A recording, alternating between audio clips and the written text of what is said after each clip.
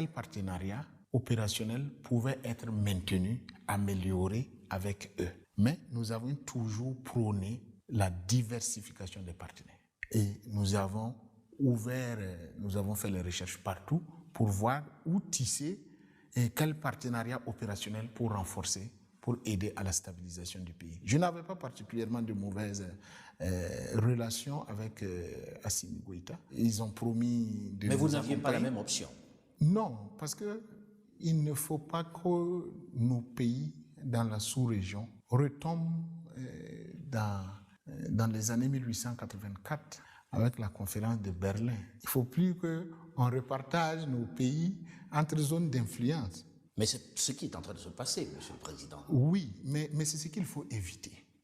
Mais je pense c'est pour ça que je pose la question de savoir quels étaient les rapports avec le président Assimi Goïta et avec le président Mamadi Doumbouya. Non, avec le président Assimi, on avait de très bons rapports. On avait décidé d'engager au niveau de la frontière Mali-Burkina de faire des opérations militaires conjointes, mais en excluant les partenaires.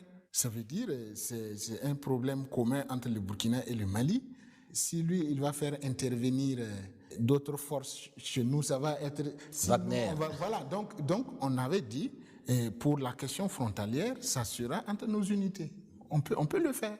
On peut le faire et je pense que c'était pas une mauvaise option. C'était pas une mauvaise option.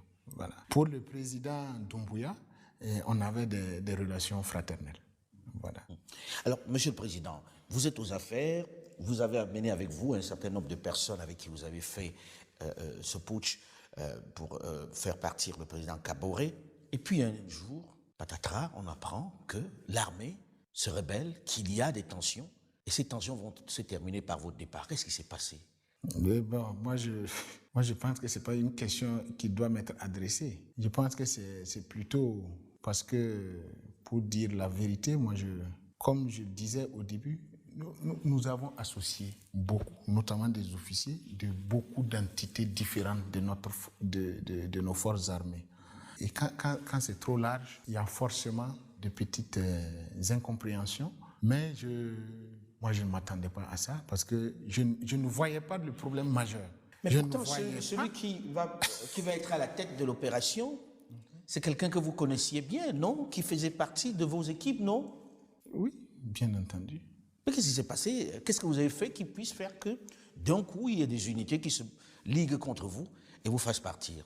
Non, moi je pense que c'est à lui qu'il faut poser la question. Parce que, véritablement, s'il y avait un problème